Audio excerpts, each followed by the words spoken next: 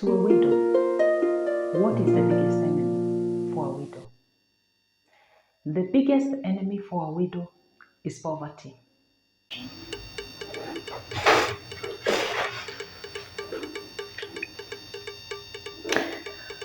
When a woman is widowed, they somehow become synonymous with beggars.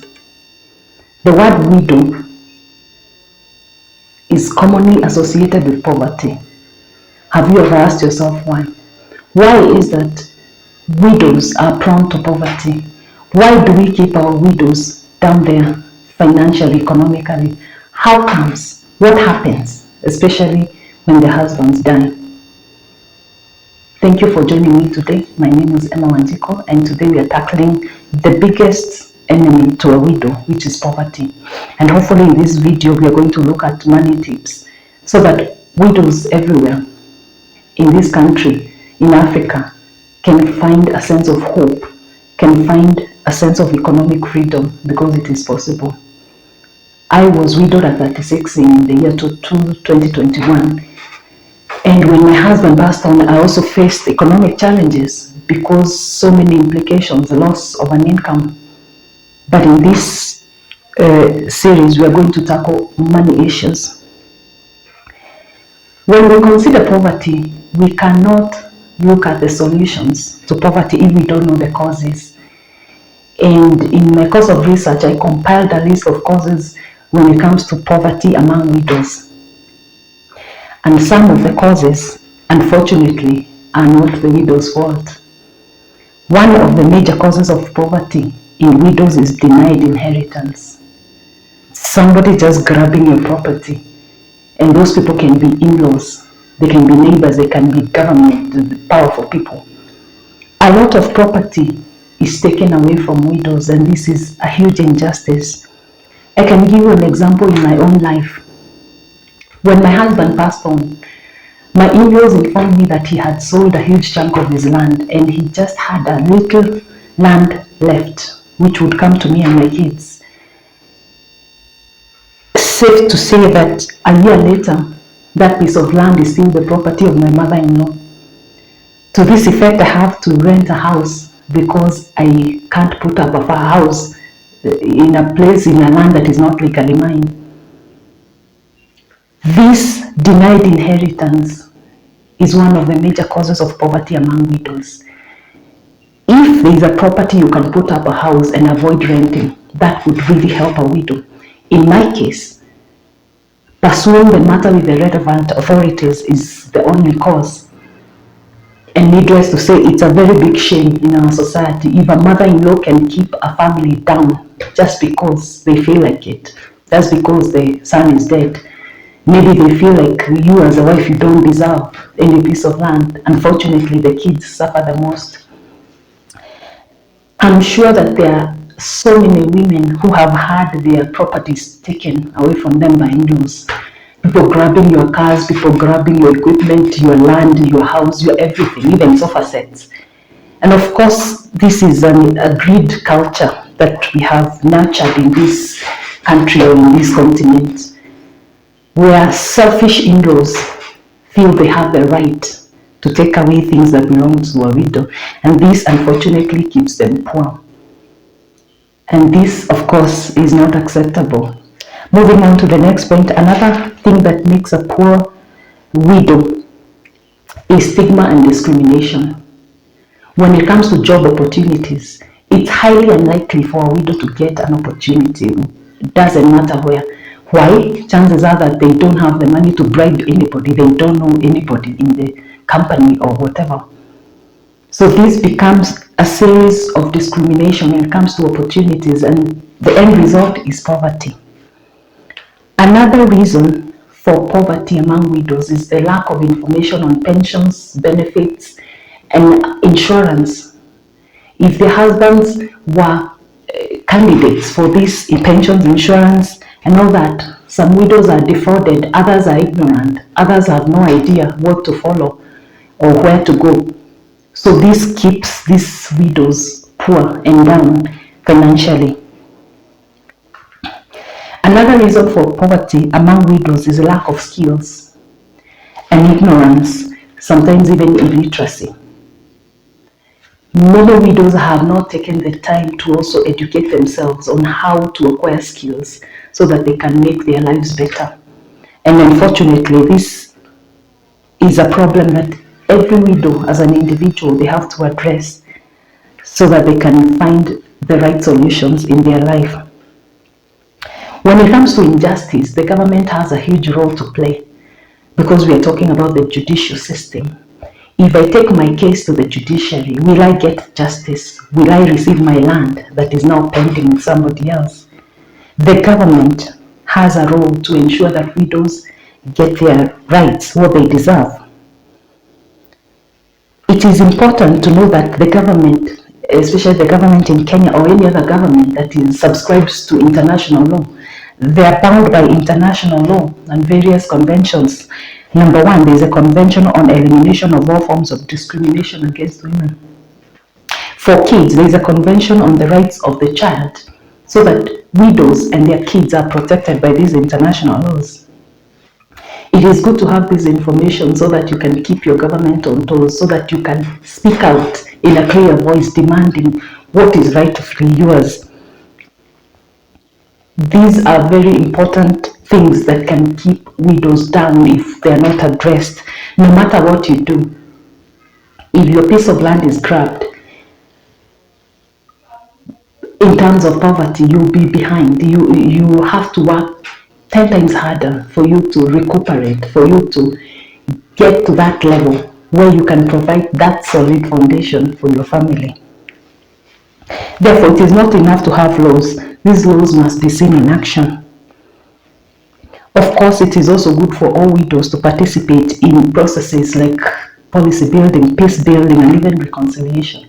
Let us come together at the proverbial table where policies are made so that we can keep the government accountable, so that our voices can be heard. It's also our responsibility as widows.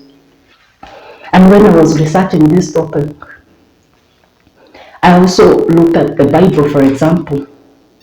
When the children of Israel were coming from the land of Egypt, from bondage, there is a lot of scripture that addresses the plight of widows, and I'm sure even today it is relevant to us. If you look at the book of Exodus, chapter 22, from verse 22 to 24, it says, and I'm sure it refers to people who are unjust, people who take widows for granted, people who defraud widows, people who mistreat widows. And it says, do not take advantage of the widow or the fatherless. If you do, and they cry to me, I will certainly hear their cry. My anger will be aroused, and I will kill you with the sword. Your wives will become widows, and your kids will become fatherless. So Almighty God, our Creator, it is His will that the widow is taken care of. If not in a spiritual way, there are huge consequences. We cannot be a society that is just happy mistreating widows. That cannot happen, especially us who subscribe to Christianity. The element of justice cannot be achieved without the peace and reconciliation which comes with justice. If you have my land, surrender it to me. That's the only way we can have peace from within. And the Bible is a very good reference for that, since Kenya is over 80% Christian nation. So, as a widow, how do you become financially independent? How do you provide for your family? It's good to mention that there are two kinds of widows. There are widows who have never earned money in their life. They've never had a job. They've never had a business. There's also a widow who has always had a job. They've always had a business. They know how to make money. Now, let me say that it is easier for the widow who has been earning money to continue earning money after the death of their spouse. And let me take this opportunity to just advise young people, or young wives, people who are married, wives, housewives, and people who don't do anything to earn money. It's good to know that things happen sometimes in life, God forbid. If your provider is not there, where do you start? Do you start from square one? It's good for you to always, married or not, to always have some fallback. Look for ways to earn an income as a housewife. as a young person. Train yourself to depend on yourself, and this is the way to help yourself and even your future family. You never know. So housewives, let us not be comfortable, because you never know when you will need that income, your own sweat, to provide for your family. So how do widows, now that you're widowed, how do you earn money? How do you deal with finances? Before we go to earning money, it is good for you to start by evaluating your finances. Look at your money. What do you earn per month? Do you earn anything? How much? And I'll give you an example. When I was widowed, I had 2 kids in school, and per child we were paying an average of 30,000 per term. That's 60,000 per term for the 2 kids. So I had to evaluate my position, and I had to downsize. I cut those costs by 50%. I looked for a cheaper school. I also looked for a cheaper house and cut those expenses. Regardless of my income, I knew I needed more savings, more money, more liquidity, because I had a single income. When my husband passed on, he was self-employed. So technically he passed on with his business. He was into consulting, something that he did by himself as an expert. So when he died, no benefits came to me. I had to start from zero. So I started by downsizing, looking at my financial situation to make my work easier, even as I thought about how to earn more money in that situation. So after you evaluate and downsize, look for ways to downsize. And this is a temporary move. I don't mean that you downsize and stay that way. This is just to help you in the moment as you regroup, so that you can recover and come back in a big way. The second thing to consider is following your assets, pensions, benefits, or any other thing that may have belonged to your husband or family. You need to follow up, whether it's insurance or whatever benefits, if he was employed or whatever situation he was in. Make sure that those benefits come to your kids, to your family. Follow up, don't be ignorant. Make sure to follow the right channels, whether it's a company, legal means. Follow up on the rights, whether it's shares, bonds. Men have all kinds of investments. Make sure you know, make sure you follow up. Make sure you inquire. Ask his friends if you'd have no idea. Ask his family. And hopefully you'll be able to alleviate some poverty, especially when you're newly widowed. And that's very important. So after considering those things, every widow is looking for ways to earn more money so that they can fulfill the needs of their kids and also fulfill their wants. So I always say that money comes when you have a skill. And when you have a skill, you provide value to a client or a customer, then they pay you money. What is a skill? A skill is the ability to do something well. Learn how to do something very well so that you can add value to a client or answer a specific problem. So they'll pay you money. So we cannot talk about money when you don't have a skill. It's all about skill acquisition. When I started my work, I had to take a course to train myself and to get training so that I could enter into a space where I provided value, answered a problem, so that I was paid money. So there are widows who don't have any skills, and there are widows who have. If you've never earned money, you don't have a skill, you can't do anything very well. The first thing is to start with acquiring a skill. You don't have to enroll for a 4-year course at a university. No. Look for short-term skills to train you on what you can do. No matter your interest or niche or passion, you will find the right skill for you. If you have been earning money as a widow, it's all about more acquisition of skills, empowering your abilities. It's about enhancing your existing skills and acquiring new skills so that you can add more value to clients and so that they can pay you more money. So it's all about improving your abilities. So, how do you learn to do things extremely well? Well, you enroll to programs where you acquire the skills. If you're asking how, if you don't have money, where do you start? Well, stay tuned. I'll show you in this video. I'll give you a link where you can go and start getting free skills free of charge.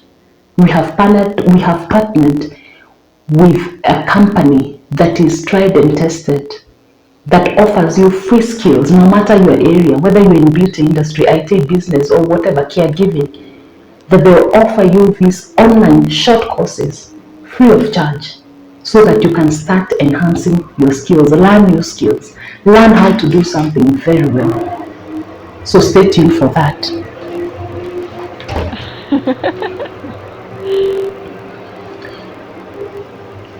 So if you're not in the beauty industry, you can choose courses that are in line with what you have in mind.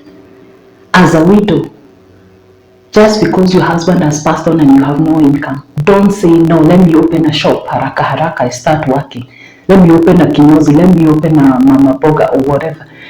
The first thing to do is to evaluate your skills. What can you do well? If you don't have the training, get the training first, so that when you open that business or do whatever, you're more confident to deliver to the client. I cannot overemphasize on that point. It is all about skill acquisition. As a widow, or even as a young person, anybody who's looking to earn money. Of course, we cannot exhaust this topic of getting empowered financially as a widow. Of course, this is part of an ongoing series when it comes to money. And for that link I told you about, where you can get free skills, short courses, this will take you hours, literally, like a week or two. You can acquire your skills. The link which you can visit is here, I believe here. You can visit beautykenya.ke/free beauty courses. beautykenya.ke/free beauty courses. Remember, that link is also in the description. So make sure you also like us, you also subscribe, so that we can share more of these resources, so that we can help you as a widow, you as a person who's downtrodden. Let us empower ourselves first with the necessary skills. As a widow, I know how it feels to be down financially. I know how it feels like to downsize, to seek ways to bring yourself up, to prop yourself up. And I believe sharing my experiences with you will give you the hope and the courage that it is possible. It's possible to build something to provide for your family, build something that secures your family. Also, in future videos, I'll share about my own experience of how I have earned money since the year 2007 online.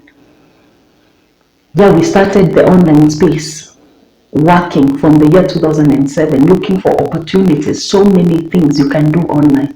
And of course, that will be part of this ongoing series. So I ask you once again to visit that link to get the free courses. Remember, if you're not in beauty, there are many other courses in IT, in health, in personal development, in sales and marketing, in business, engineering, so many things. And if you already have skills, it's always good to brush up. It's always good to refresh, so that you can be modern, be dynamic in this dynamic industry. People are looking for versatile people who can do IT, marketing, sales at the same time. SEO. If you're an all-rounded person, you will definitely find an opportunity online, even as a widow. And this is very important. So thank you very much for joining me today. And if you like this information, please share this video, share with a widow, share with somebody who's downcast, downtrodden, a person who feels like giving up. In this channel, we say you have the power. The power is within. The power is in your work, in your attitude, in your hard work, in your sweat. That's what makes you powerful as a power widow, as an individual. Thank you for joining me today. and I'll see you next time.